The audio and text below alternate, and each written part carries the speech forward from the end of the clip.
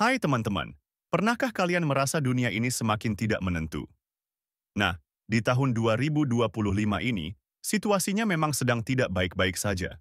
Mari kita kupas tuntas apa saja yang terjadi dan bagaimana dampaknya bagi kita semua. Pertama, mari kita lihat peta geopolitik global. Amerika Serikat, yang selama ini dianggap sebagai polisi dunia, mulai kewalahan dengan berbagai konflik yang terjadi. Mereka menarik diri dari Asia Tengah, meninggalkan kekosongan yang segera diisi oleh Rusia dan Cina. Kedua negara ini semakin akrab, membentuk aliansi yang membuat negara lain seperti India dan Iran ikut merapat. Bayangkan, perubahan aliansi ini menggeser keseimbangan kekuatan dunia. Di Eropa, kita dikejutkan oleh invasi Rusia ke Ukraina pada tahun 2022. Tidak berhenti di situ, dampaknya merembet ke sektor energi dan pangan, mempengaruhi kehidupan masyarakat di berbagai negara. Sanksi ekonomi berat dijatuhkan kepada Rusia oleh Islam dan sekutunya, namun Rusia justru semakin mendekat ke Cina dan negara non-barat lainnya. Aliansi baru ini tentu mengubah dinamika ekonomi dan politik global. Beralih ke Timur Tengah, serangan mendadak Hamas ke Israel pada tahun 2023 memicu respons brutal dari Israel dengan dukungan penuh Islam. Konflik ini tidak hanya menyebabkan krisis kemanusiaan di Palestina, tetapi juga memicu ketegangan di negara-negara tetangga seperti Lebanon, Yordania, dan Suriah. Situasi ini membuat kawasan Timur Tengah semakin bergejolak dan tidak stabil. Presiden Joko Widodo pun angkat bicara mengenai situasi global ini.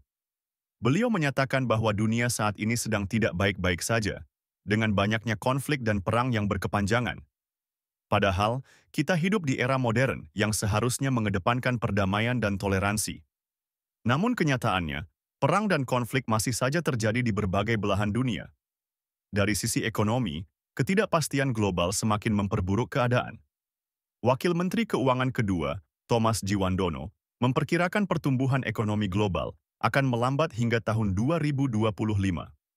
Ketegangan geopolitik di Timur Tengah, kondisi fiskal Amerika Serikat, melemahnya pertumbuhan ekonomi Cina, dan ketidakpastian politik di Uni Eropa menjadi faktor utama perlambatan ini. Bank Dunia bahkan memprediksi pertumbuhan ekonomi global hanya akan mencapai 2,7% pada tahun 2025 dan 2026, jauh di bawah rata-rata sebelum pandemi. Namun, di tengah ketidakpastian global ini, kawasan ASEAN, termasuk Indonesia, menunjukkan ketahanan ekonomi yang cukup baik. Pertumbuhan ekonomi Indonesia tetap stabil di level 5% pada kuartal pertama dan kedua tahun 2024. Hal ini mencerminkan daya beli masyarakat yang kuat dan keberhasilan pemerintah dalam mengendalikan inflasi. Meskipun demikian, kita tetap harus waspada terhadap potensi penurunan aktivitas produksi akibat faktor eksternal yang tidak menguntungkan. Jadi, apa yang bisa kita pelajari dari semua ini? Dunia sedang menghadapi tantangan besar, mulai dari konflik geopolitik hingga ketidakpastian ekonomi. Sebagai individu, kita perlu terus memperbarui informasi, meningkatkan kesadaran, dan berkontribusi positif dalam lingkungan kita. Hanya dengan begitu kita bisa menghadapi masa depan yang penuh ketidakpastian ini dengan lebih siap.